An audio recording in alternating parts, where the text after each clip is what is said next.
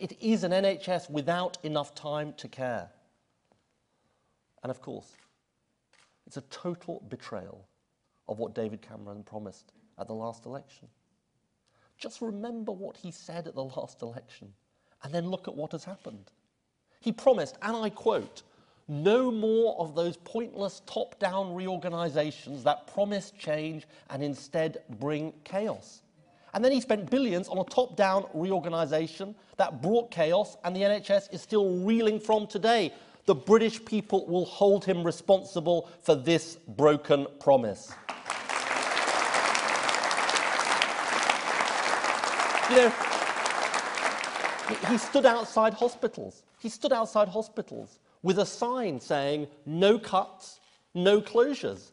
And then he closed the very same accident and emergency department. Again, the British people will hold him responsible for this broken promise.